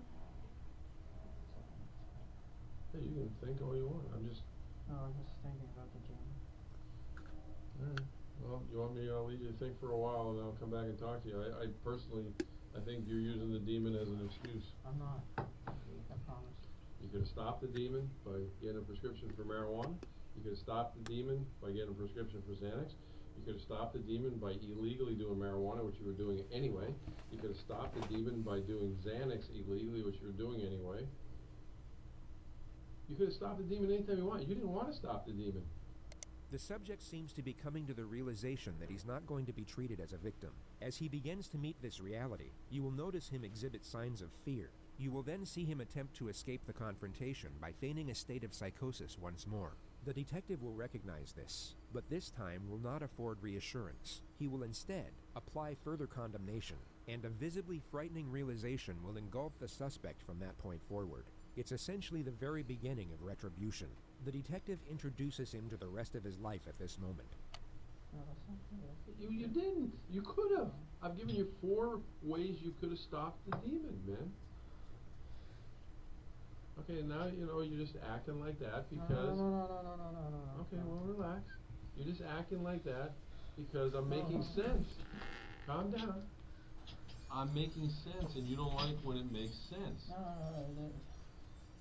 Because it doesn't fit into the story you're telling right now. I'm telling you the story. It's true. Well, why are you looking at your arm now? I'm trying to understand why. Well, why didn't you want to stop the demon? I don't know. Because I think you like the demon. No, I don't. Okay, why didn't you stop it then? I don't like the demon. I don't like the demon. Well, that's if the demon even exists. Can I get an attorney or something? You want what? An attorney? Yeah. Did the demon or the voices tell you to get an attorney? Okay. All right. Will you tell the voice that don't hit yourself in the head because the attorney the demon just requested I will stop talking to you. I'm scared. You're scared of what?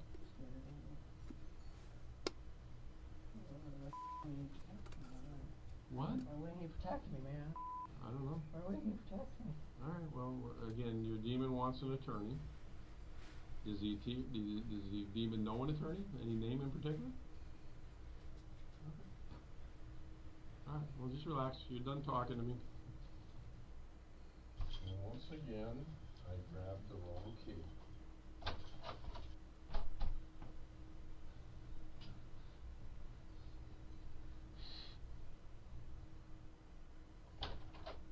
Do me a favor, stay seated. Put your hands, kind of sit forward in your chair. I'm going to put handcuffs behind you. Since you keep talking about hurting yourself. Hold on. Put your hand behind your back. No, not behind the chair, behind your back. I don't want to make you that uncomfortable. Why don't you want me to hurt myself? Because what did the demon say about me? I'm a nice guy.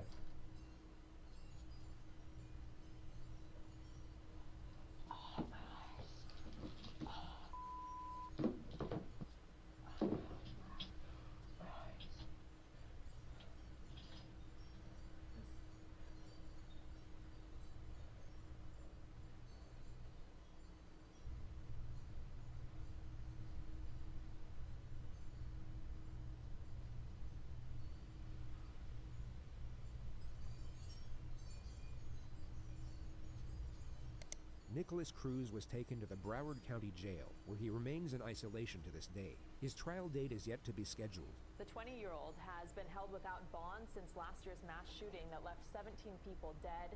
His attorney said he would plead guilty in exchange for a life sentence, but prosecutors rejected that offer and are seeking the death penalty. Oh, it just ends like that? Okay. Interesting.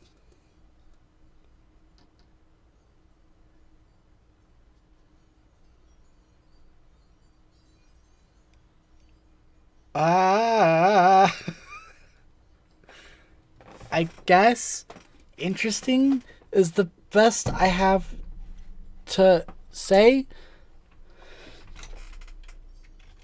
Because the video was interesting. Whoops. Because the video was interesting. Talked about how faking is interesting. Okay.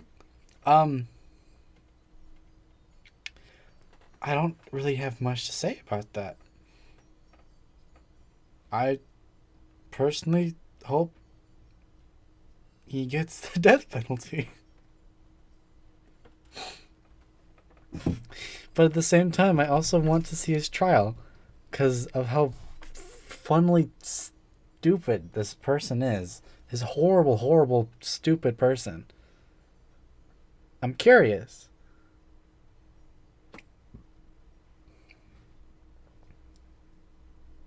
Yeah, I don't know what else to say. I'm just dumbfounded. And the video just ended so abruptly too. All right. Well, I will see what I can do. About charity live stream stuff. If I can help in any way, support the cause in any way. Or support the victims' families in any way. I don't know. I don't know what to think anymore. So yeah. That was an interesting video that was recommended to so many different people. And it is topical too. This trial is going to end this September. So we will revisit this, I guess. Thank you everyone so much for watching. I hope you enjoyed. Thank you to anyone who joined the stream. And thank you to everyone who might be watching at home. I will see you in the next stream or video. Bye-bye.